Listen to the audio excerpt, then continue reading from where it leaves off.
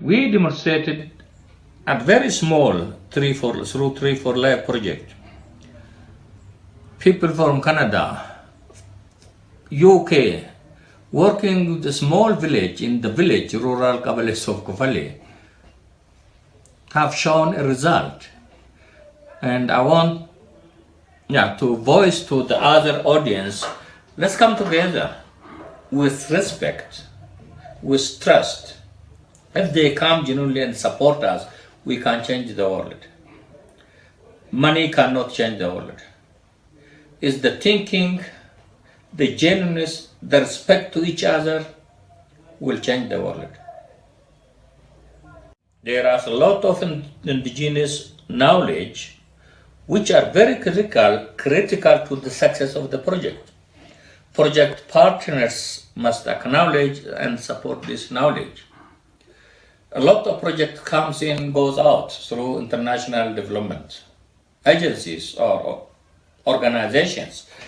Often these organizations tend to neglect the local context and the local culture. They bring the money in, they spend the money, they go out. They don't connect with the local culture, the local beliefs and taboos and values and local knowledge. So I hope some of them will learn from this project the importance of indigenous knowledge to promote development. Funders should honor traditional ways in order to progress balanced development. Development doesn't come from outside. Development must come from inside, from the community. But somebody should be there to dialogue with them and to get out people's thinking about the development, about the past, and planning with them about the future. Okay.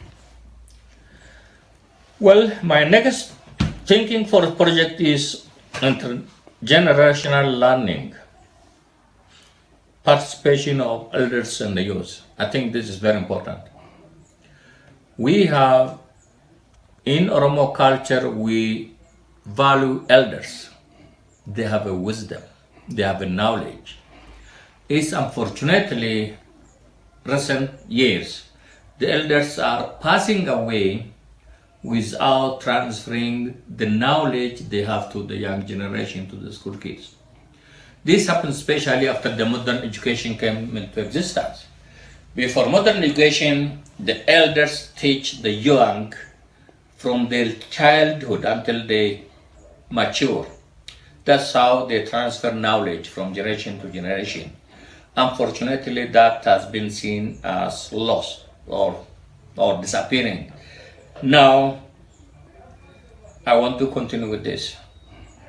I want to have a project where elders teach the wisdom, their culture, their value, their taboo to their young generation.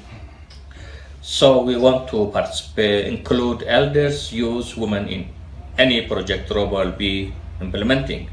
The other is giving voice to the climate change emergency with an indigenous perspective. Trees for life, trees for food, trees for medicine, trees for shelter, trees for families. We used to have a lot of medicinal trees, now they all disappeared. Our biodiversity is disappearing.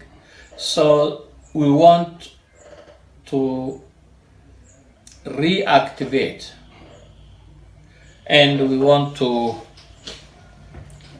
restore what has been lost in terms of environment, in terms of culture, in terms of values. Bringing the culture in front of the people. We need genuine partnership. And considering culture as main component of development. Without culture, no development. People without culture cannot be called a community.